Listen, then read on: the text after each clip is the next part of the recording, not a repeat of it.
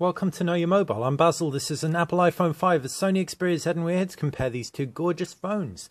The Sony Xperia Z is the latest flagship from Sony, weather resistant, so water resistant up to 1.5 meters. And dust resistant as well. It's also got a 5-inch full HD display. It has a really great, gorgeous, high PPI. The design's also a new move from Sony. It's really classical, glass front and back. It's really stunning phone altogether.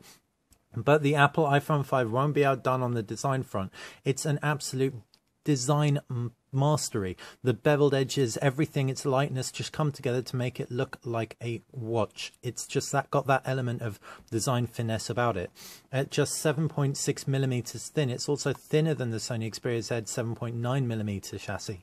It's gorgeous, like both phones are gorgeous, and we're here to tell you exactly what's different about them. Kicking off with the design, you can pretty much see the major differences. The Sony Xperia Z's got a 5-inch screen, which makes it a much heftier phone. Very little bezeling, admittedly, but it just is a lot bigger in the hand. I'm 6'4". I definitely notice the additional size to it. The iPhone 5 much slimmer. The longer aspect ratio also means it's very narrow in the hand. It's a bit irksome for the power button if you're holding it left-handed, for example. It's not the easiest to press. The power button on the Sony Xperia Z is gorgeous, actually, and definitely worth noting. We can actually just zoom in on that for a second, focus in even. You can see it's got a really nice texture to it. It's got a spiral spun metal finish, and indeed it does pay off dividends. It looks beautiful, feels really good, and this positioning is very easy to press whichever hand you're holding it in. But enough about the power button. As far as the remainders of the phone go, you've got glass front on both devices, drag and trail glass, which is 6 times stronger than regular glass on the Sony Xperia Z. On the reverse of both devices, you've got the cameras. Xperia Z packs drag and trail glass on the back as well, whereas the iPhone 5 is indeed a metal backing, and it feels very nice, less delicate than the iPhone 4. If you drop it, only one side can break. Whereas the Sony Xperia Z, we haven't heard of anyone dropping it, but we'd imagine that it's quite shatterable, relatively speaking, although, like we said, it's meant to be stronger than regular glass. As far as buttons go, no buttons on the front of the Xperia Z, just the standard iPhone home button on the Apple iPhone 5. Left-hand side of the iPhone 5, power buttons, volume buttons, as well as a lock toggle. Micro nano SIM eject tray on the right hand side. Up top is a power button. On the reverse, no buttons or anything. Down below, lightning connector, 3.5mm headphone jack. All in all, iPhone 5, it's older than the Xperia Z, but it still feels like a very premium phone. The Sony Xperia Z's ports are all underneath flaps. This is owing to the weatherproofing. Micro SD card slot on the left hand side. Right hand side, you've got a micro SIM tray and a micro USB port. That power button we talked about. Volume rocker down below, no buttons or ports whatsoever, while up top is the 3.5mm headphone jack, again underneath a flap. Too many flaps for our taste, but that said, weatherproofing is going to be completely priceless. Naturally, if you have the flaps open, that negates the weatherproofing. One other element of design woe that we have is the loudspeaker on the Xperia Z. While it's perfectly loud enough, unfortunately the positioning of it means that it's actually going to be very easy to muffle. So if we, for example, play back some music and it's in our hands, and indeed if we're playing a game, you can probably hear the effect that's having on the audio. That said, if you are listening with a loudspeaker, a lot of the time it will be down, in which case the audio quality is perfectly good. Naturally, you don't have that issue with the Apple 5 unless you are muffling it like so. In terms of the displays, both are gorgeous, undeniably, both stunning. We prefer the Sony Xperia Z based on the size. Its Bravia Engine 2 means images just look so rich and vibrant.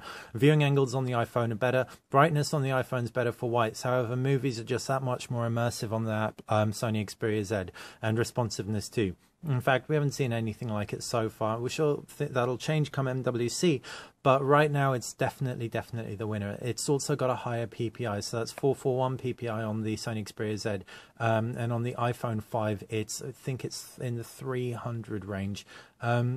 326 or thereabouts. On the iPhone 5, you also got an 8 megapixel camera in contrast to the 13 megapixel camera on the Sony Xperia Z. The iPhone 5's one might be lower resolution, however the pictures do look a little bit better because they don't look quite as processed. The Sony Xperia Z, however, packs a much better user interface for the camera. If we just jump into that, we can really show you exactly what we mean. The automatic mode, if we hop into it, is going to be really smart, dictating what scene picture to take for you. So for example, if we go into full superior auto, it's called, we can see the phone knows immediately that we are taking a macro shot, which pop out to our screen. It actually gives you an illustration of the type of shot you're taking on screen. So again, actually it's not quite doing it. There you go. You can see it's popped into macro. Pull out, we can bring some text into display, and we can see it's actually suggests we're reading text. You might not be able to see the icon, but it's really nice that it lets you know exactly what decisions it's making as it's making them. There are also a whole host of picture effects, a burst mode of 10 frames per second, 9 megapixels. So while processing is really heavy, noise isn't handled incredibly well on the Sony Xperia Z. We do have to say the user experience ultimately is going to appease any camera enthusiasts out there. In contrast, there's just a piddly little grid and HDR on the Apple iPhone 5. Not bad considering it's got all that intelligence going on in the background, and it takes fantastic pictures. So if you just want to point and shoot, this is the one for you. But the Xperia Z gives us those additional options, which are gorgeous to have. As far as user interfaces go, we've swapped sides.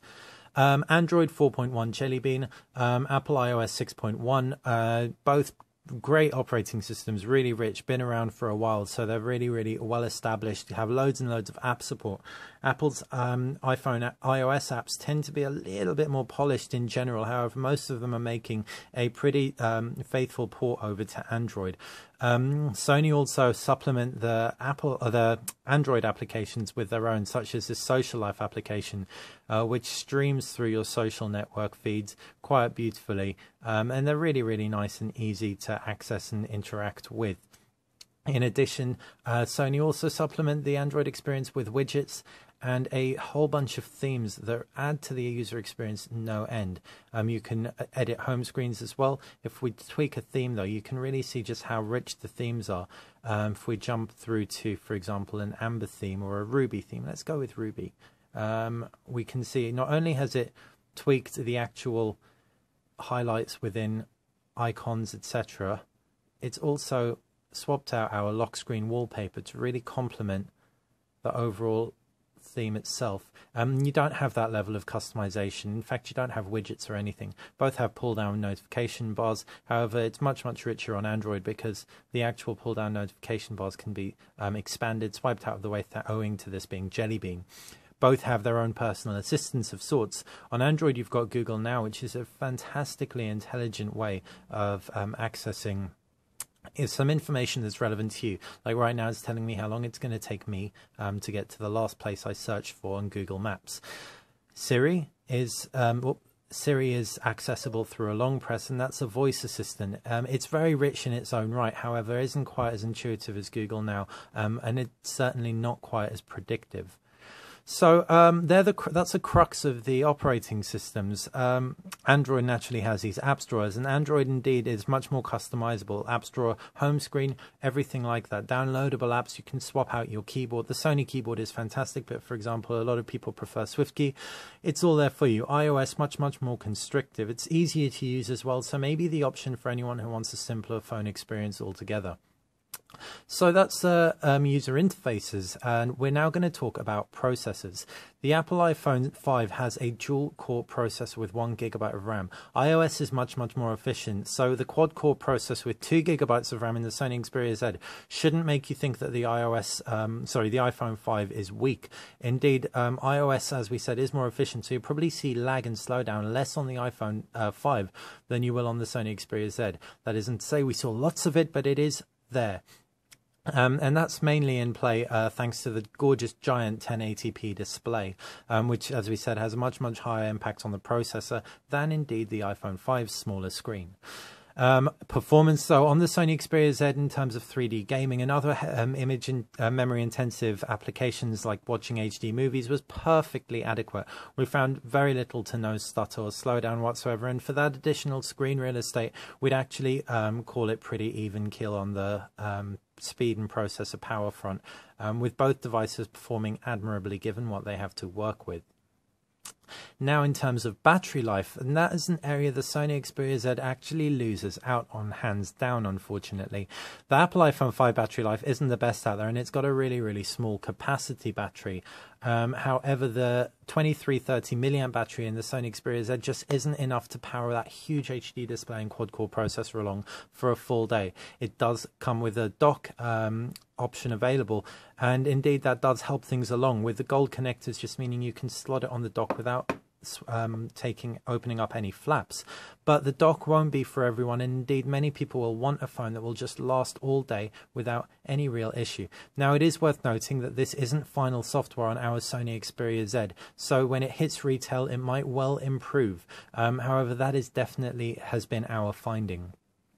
Last element we're going to talk about is call quality, and the iPhone 5 wins on this front. Most weatherproof phones do sacrifice on call quality in some way in order to ensure that they are completely water resistant when submerged, and the iPhone 5 doesn't have that to contend with.